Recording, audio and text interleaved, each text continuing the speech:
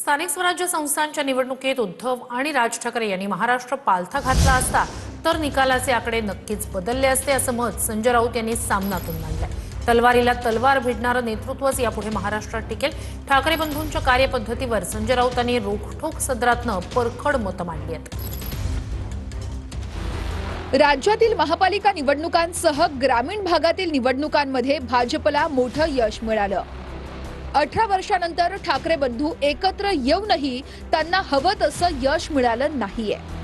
ठाकरे बंधूंनी केवळ मुंबई, ठाणे, नाशिक महापालिकेवरच विशेष लक्ष दिलं होतं। यावरून संजय राऊतांनी सामनाच्या रोखठोक सदरातून परखडपणे मत मांडलं। स्थानिक स्वराज्य संस्थांच्या निवडणुकीमध्ये ठाकरे बंधूंनी महाराष्ट्र पालथा घातला असता तर निकालाचे आकडे नक्कीच बदलले असते असं राऊत म्हणाले। सामनात नेमकं काय म्हटलंय पाहूया।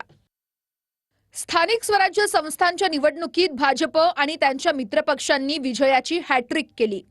विरोधी पक्षांनी आत्मचिंतन करावे असे हे निकाल लागले आहेत। लढण्याची आणि जिंकण्याची भूक असावी लागते। ती संपली का? फक्त पैसा हाच निवडणुका जिंकून देतो असं ज्यांना वाटतं त्यांनी या निवडणुकीत जिंकलेल्या फाटक्या लोकांकडे पाहायला हवं।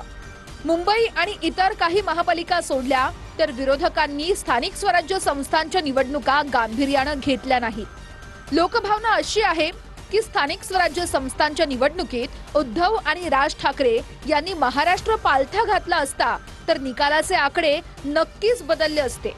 फडणवीस यांच्यासह भाजपचे सर्व प्रमुख नेते ग्रामीण भागात फिरतात आणि कार्यक्रम राबवतात। भाजप आता 2029च्या तयारीला लागलाय आणि त्या निवडणुकीचं बजेट आता तरी 25,000 कोटी इतकं ठरलंय। ते वाढेलही। या खेळामध्ये फडणवीस विरोधकांच्या इच्छाशक्तीची परीक्षाच घेत आहेत। शिंदेंचं नेतृत्व हे ठाकरेंपेक्षा मोठं नाहीये, तरीही प्रत्येक निवडणुकीत शिंदे आघाडी घेतात हे चमत्कारिक आहे। निवडणुका लढण्याची आणि जिंकण्याची भूक राजकीय पक्षांच्या नेतृत्वास असायलाच हवी। ती सर्वाधिक भूक आज भाजप, शिंदे गट आणि अजित पवारांच्या पक्षात दिसते। महाराष्ट्राच्या राजकारणात वाढलेली ही भूक विरोधी पक्षांच्या पिछेहाटीस कारण ठरत असेल तर त्यासाठी फक्त सत्ताधाऱ्यांना दोष देणं चुकीचं आहे। तलवारीला तलवार भिडवणारे नेतृत्वच यापुढे महाराष्ट्रात टिकेल। नाही, मी कान नाही टोचले। मी माझ्या भावना व्यक्त केल्यात, लोकांच्या भावना आहेत की यापुढे स्थानिक स्वराज्य संस्थांच्या निवडणुका विरोधी पक्षांना, जोपर्यंत आम्ही विरोधी पक्षात आहोत तोपर्यंत प्रत्येक निवडणूक आम्ही गांभीर्यानं घेतलीच पाहिजे, ही सगळ्यांची भूमिका आहे। मी लिहिणारा माणूस आहे, बोलणारा माणूस आहे। मी लिहिलं आणि बोललो। महाराष्ट्र पालथा घालण्यासाठी घरांच्या बाहेर निघायला लागतं ना।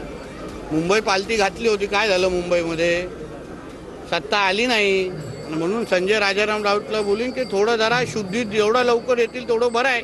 घरचा आहेर संजय राऊत यांनी उद्धव ठाकरेंना दिलाय। उद्धवजी ठाकरे साहेब मुख्यमंत्री असताना मातोश्री सोडत नव्हते।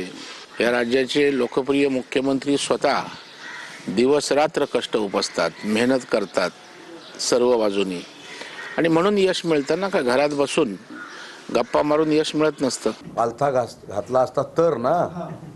आता ग्रामपंचायतीच्या निवडणुकीला घाला, विधानसभेची निवडणूक झाली, नंतर कुठची निवडणूक झाली, नगरपालिका झाली, नंतर महानगरपालिकेची निवडणुका झाली।